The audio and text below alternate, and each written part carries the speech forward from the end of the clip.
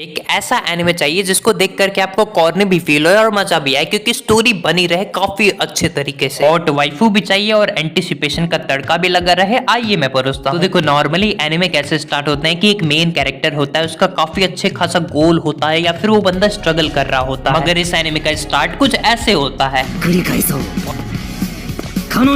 और इस सीन को देखने के बाद मैं बोला क्या, फिर उसके अगले मोमेंट ही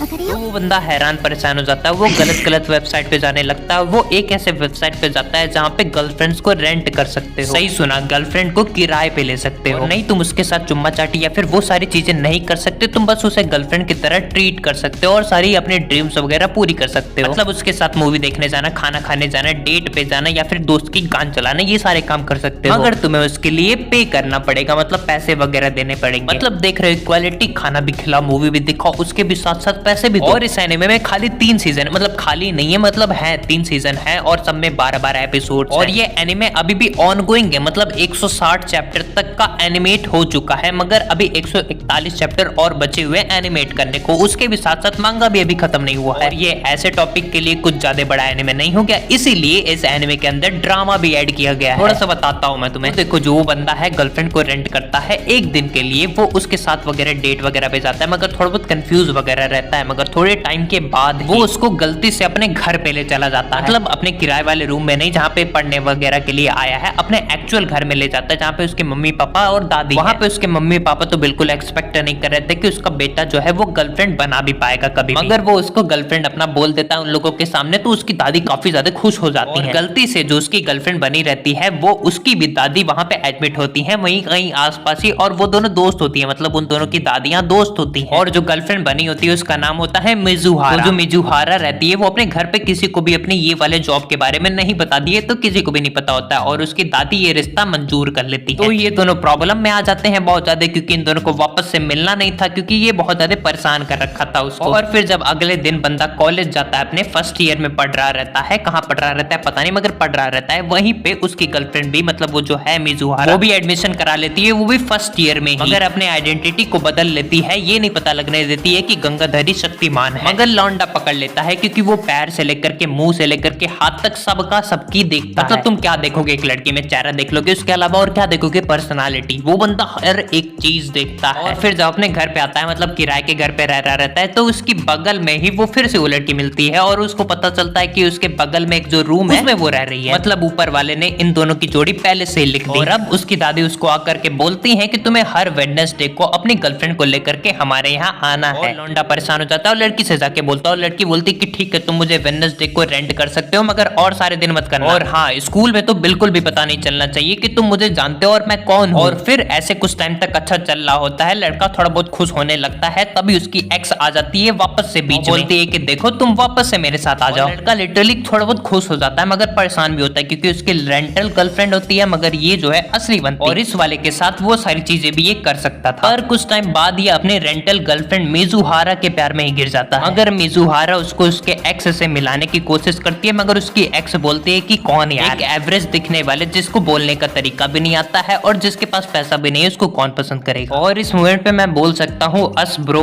अस। मगर अगर ये एवरेज दिखने वाला है तो ये सब कौन है, और ये सब तो छोड़ो, ये कौन है। मगर फिर सीजन 2 में एक तीसरी लड़की भी आ जाती है उसके लाइफ, जो कि भी एक रेंटल गर्लफ्रेंड होती है, मगर उसका जो दोस्त होता है वो हायर करता है। जैसे बोला था मैंने शुरू में ही, इसकी गान जल गई थी, इस वजह से इसने वापस से हायर किया ताकि ये उनकी गान चला सके, जिसका नाम रूका होता है, जो कि सिंपली क्यूट है। पर कुछ टाइम बाद भी ये जो रूका होती है, ये इस लड़के के प्यार में गिर जाती है, अपना जो मेन कैरेक्टर है। मतलब अब इसके पीछे 3 लड़की पड़ी हुई हैं। इसके बाद भी एक और लड़की इंट्रोड्यूस होती है इसी सीजन में या फिर इसके अगले वाले सीजन में, जिसके पास गुलाबी बाल, गुलाबी गाल, गुलाबी होते हैं। और हाँ, ये देखने में छोटी लग रही होंगी, मगर सब 18+ लड़कियां हैं, जो कि भी कहीं ना कहीं अपने अंदर ही क्रश करने लगती है इस मेन कैरेक्टर के ऊपर। मगर ये वाली थोड़ी सी इंट्रोवर्ट होती है, इसलिए बोल नहीं पाती। और अब ये सबको संभाल रहा है, और राइटर ने ऐसा लिखा है ना, जब जब जिस कैरेक्टर के साथ ये बंदा होता है, उस कैरेक्टर के साथ तुम्हें लगता है कि इसके साथ इसका फ्यूचर सेट कर दो, और इसीलिए बंदा बहुत ज्यादा परेशान हो जाता है। और सीजन 3 में बहुत ज्यादा इंपॉर्टेंट काम करता है, जो काम इस कैरेक्टर को और ज्यादा परेशान कर देता है। तो इसकी ये सारी परेशानियों को सॉल्व करने के लिए एक और कैरेक्टर इंट्रोड्यूस होता है, वो भी फीमेल कैरेक्टर होती है, जो कि इसी साल फर्स्ट ईयर में जाती है, इसलिए रेंट लेकर के आती है, और रेंट लेकर के उसके ही घर के बगल में, मतलब उसी के कमरे के बगल में वो रहती है। मतलब कमरा नंबर 202 में वो लड़की रहती है जो अभी अभी आई रहती है, 203 में वो जो मेन कैरेक्टर अपना रहता है वो रहता है, 204 में मिजुहारा। मगर इस बार ये कैरेक्टर थोड़ी सी ज्यादा अच्छी है क्योंकि